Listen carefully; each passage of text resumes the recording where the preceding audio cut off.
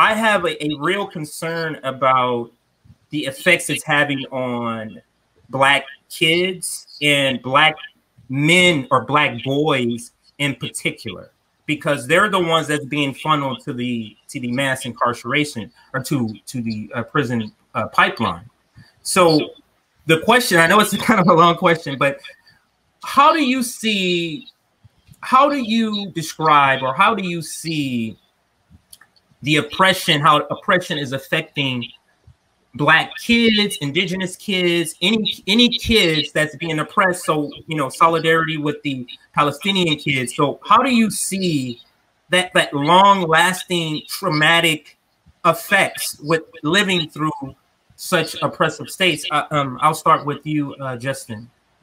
Yeah, I mean, like I was talking about earlier, that trauma is passed down. I mean, there's been studies that shows it's passed down through your genes, not even to mention the behaviors of your parents and how that's, and of the community that you're around, which a lot of us are, a product of, is our environment. So that's really why I think these type of conversations are important, because we can actually show that even if you've had traumatizing experience, which a lot of us have, especially as people of color, whether we're just talking about, everyday, run-of-the-mill racism or like, something you've experienced, Jay, with seeing someone close to you taken away from you.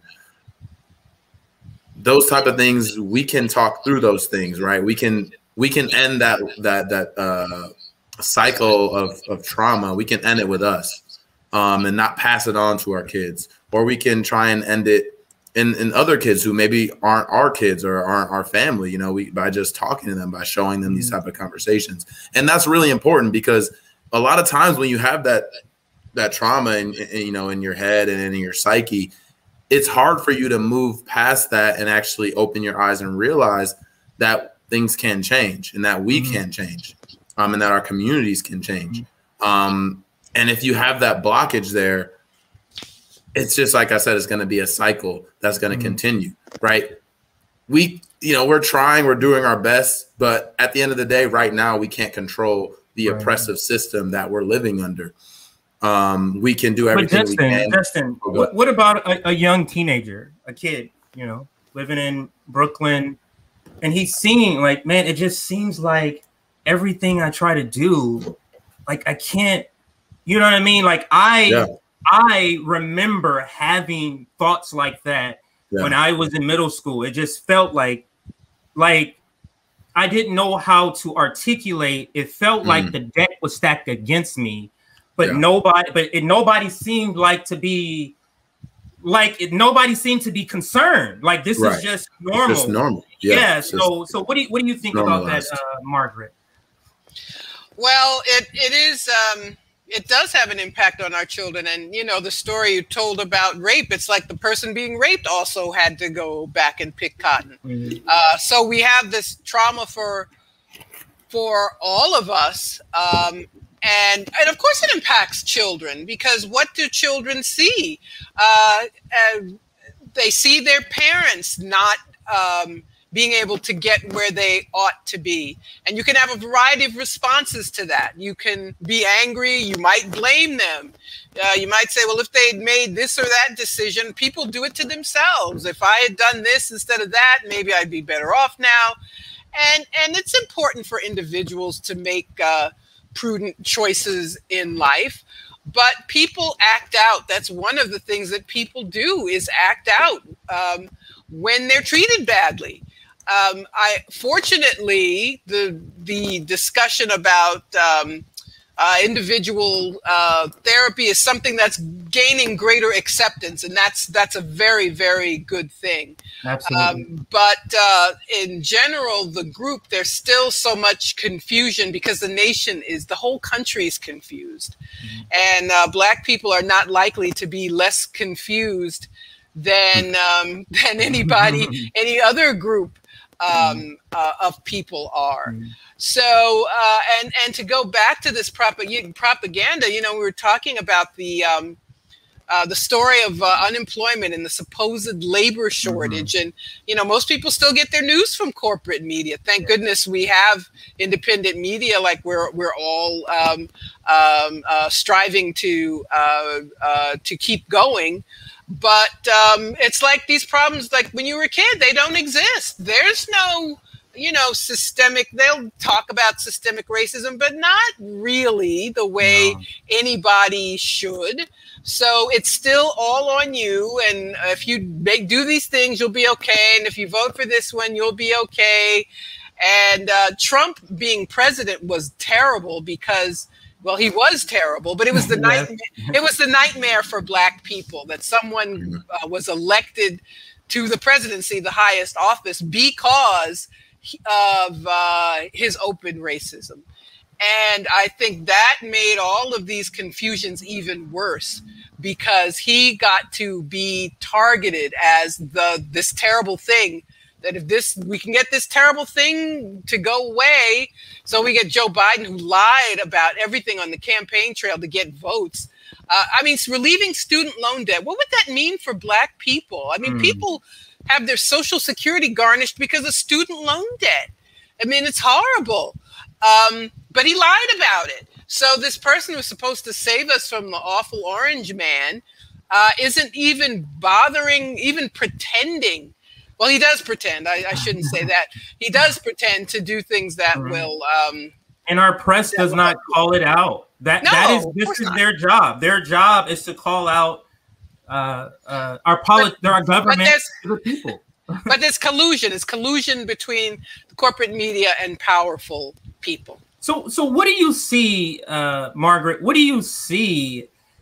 Like, you know what I mean? Like, this can't be sustained. Like, if we're on this train, on this track, all of this is happening. The oligarch, the ruling class, is not allowing. They want to just give us crumbs, bread and water. You know what I mean? I made this tweet the other day where basically it said, you know, if it was up to capitalists, they would just basically give us water and food for payment and oxygen and enough just to get us to our next shift. And that's how they would. That's well, they're working on it. They're working on that. That's what everybody in the comments were saying. Like, wait, isn't that going on already? I just forgot what I was going to say. But actually, we literally don't have time for anything. I mean, we saw this terrible heat wave on the west and the northwest and in Western Canada. Places in Canada where it's usually 70 degrees, it was 115 degrees. This is climate change caused by capitalism, and it's killing the planet. And many people died in places like Vancouver. Now we're talking about a quote unquote first world country. People dropped dead from the heat in a country where the basic needs are met more or less. But you know that we're all out of time. And we have a political system that, you know, the only difference is the Democrats give lip service, and, you know, Biden will sign the BS climate accord, which didn't, you know, do anything. That's a whole other story. But we're running out of time. Humanity is running out of time. The whole planet's running out of time. So Justin, what is the whole point to capitalists? What is the whole point to this? Like, you're getting money, you're accumulating this wealth, you're destroying the planet. What is your end goal? Do you want to, like, just, you know, float off into space when the Earth explodes? You know what I mean? Is it going to be a caravan of you know, Elon and Jeff? They're going to be partying on a party bus to space? Like, what is the end goal? Go ahead. But see, that's the thing with capitalism, is there's no end goal. It's endless growth, right? It's endless more and more and more. And, you know, I think each one of them individually, they don't, I mean, I don't know. We all know, you know, who they are, and we all know, you know, the type of effect they're having on our country and the earth. But at the end of the day, you still have people that celebrate them. You still have people that somehow believe that they're going to be anywhere near them. You have people making $25 an hour mad that people might make 15 when they're making millions of dollars every hour. So it doesn't necessarily make sense. But that's why, you know, we all know, and that's why we always say that you have to break down that capitalist system, because it will literally drive the earth into the, you know, I mean, I guess the earth will be fine, but we just won't be here anymore. But that's the reason why I think it's so very important that you know, Fred Hampton leftists are trying to reach people by just, you know, with these types of discussions, because that's the only way to combat the propaganda. Like it's a constant feeding. I mean, just imagine that.